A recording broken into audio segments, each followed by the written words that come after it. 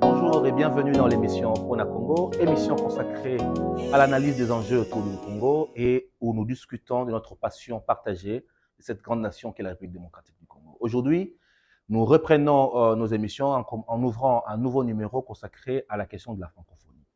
Tout le monde le sait, le Congo démocratique reçoit du 28 juillet au 6 août la 9e édition des Jeux de la francophonie. Quels sont les enjeux autour de ces Jeux? Comment l'interpréter et qu'est-ce que le pays gagne de ces Jeux? C'est à ces différentes questions que nous allons tenter de répondre dans ce numéro. Les Romains disaient Panem et circenses, c'est-à-dire le pain et les jeux. C'est parce que très bien longtemps, les Romains ont compris qu'on pouvait gouverner par les émotions. Eh bien, la gouvernance politique, le jeu politique s'est construit également dans une dynamique émotionnelle. Les émotions sont mobilisées, l'affect pour construire un résultat, et on peut mobiliser l'affect par le jeu, et ce n'est pas un hasard si chaque politique, chaque gouvernant a tendance, durant son mandat, d'organiser une Coupe d'Afrique, soit une Coupe du Monde, soit un jeu, pour ramener les affects positifs, un rassemblement d'émotions, où on célèbre la joie et chasser les frustrations et l'âge de la colère qui constitue en quelque sorte l'âge du jeu politique aujourd'hui.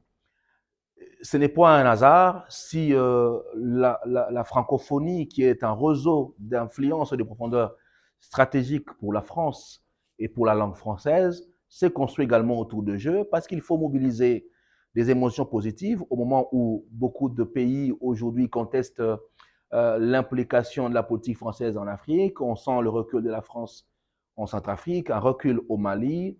Et pourtant, en même moment, nous avons eu des jeux en Côte d'Ivoire, puis du jeu au Congo. Le Congo, qui est l'avenir de la francophonie, la nouvelle frontière, avec ses 100 millions d'habitants, pays les plus peuplés, où il y a le plus grand nombre de locuteurs, et donc un enjeu stratégique important pour l'avenir de la francophonie, au moment même où ce même Congo s'ouvrait à l'EAC, une plateforme anglophone composée de pays parlant essentiellement l'anglais, et cette tendance de plus en plus forte de tourner vers la SADC, un espace également francophone, anglophone plutôt, et le Congo depuis un certain temps cumule d'activités gravitant autour de la francophonie, qu'il s'agisse du sommet de 2010, de la visite récente du président Macron et maintenant du jeu, qui servent également à mobiliser cet amour pour le français, cet attachement à cette zone d'influence francophone qui nous retient tant et qui devient notre nouvelle frontière face à la montée de plus en plus puissante des velléités anglophones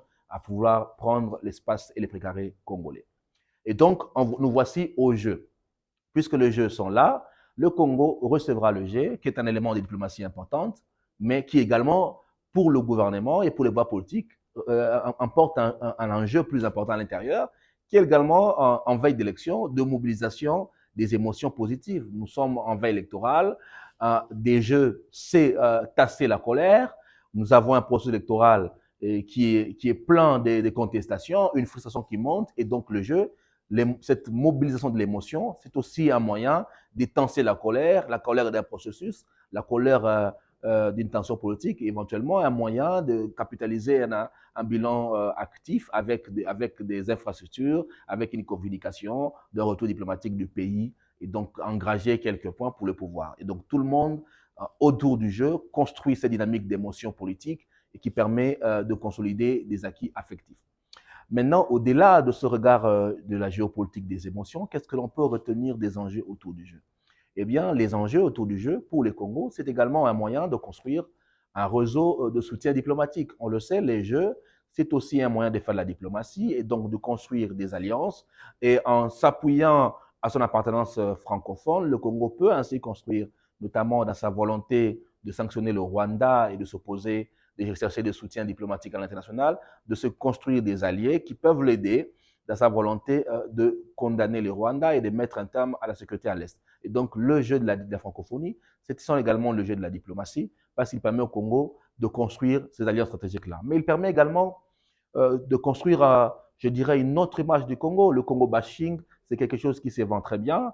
C'est quelque chose qui se vend à l'international. Le Congo est un pays à risque, très bien présenté. Et les images à l'international sont toujours essentiellement celles d'un pays en guerre, celles des pays de conflit, d'un pays instable. Et le jeu, c'est aussi l'opportunité pour le pays de vendre une image plus positive de la nation et pourquoi pas de construire une diversification de l'économie par le touriste, parce que 4000 visiteurs qui viennent peuvent bénéficier en termes d'effets d'entraînement au pays, un élan touristique vers les zones de l'Ouest notamment, et qui pourrait aider le pays à faire diversifier ses économies, à trouver d'autres sources de revenus.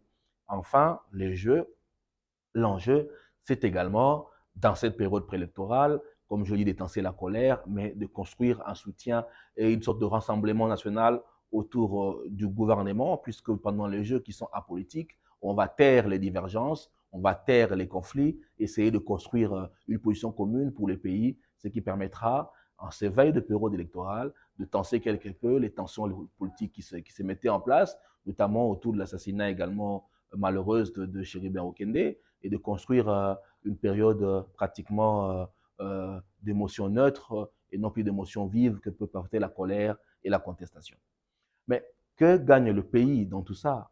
Le pays gagne, c'est vrai, en image, le pays gagne en infrastructure, parce qu'il y a un investissement qui est fait, qui permet de relever le niveau d'infrastructure du pays, des infrastructures sportives notamment, et que après les Jeux, tous ces équipements pourront servir à la nation. Le pays gagne parce que pendant ce laps de temps, on parlera du Congo, la presse sera tournée sur le pays et permettra également de vendre en termes culturels, en termes de rayonnement, une autre image du pays. Et enfin, politiquement, le pouvoir pourrait gagner en termes de rassemblement et de tassement de la colère, mais éventuellement en termes d'actifs, de bilan sur les infrastructures qui pourront toujours ajouter une note positive à son régime-là. Mais est-ce que pour autant, les Jeux vont faire taire les colères? Ben, comme dans tous les pays du monde, les Jeux font taire les colères pour un temps et juste après, la colère pourra reprendre autour d'un nouveau sujet. Mais il n'en demeure pas moins que la francophonie, c'est de la fête et puisqu'il faudra fêter, elle s'accompagnera de la musique.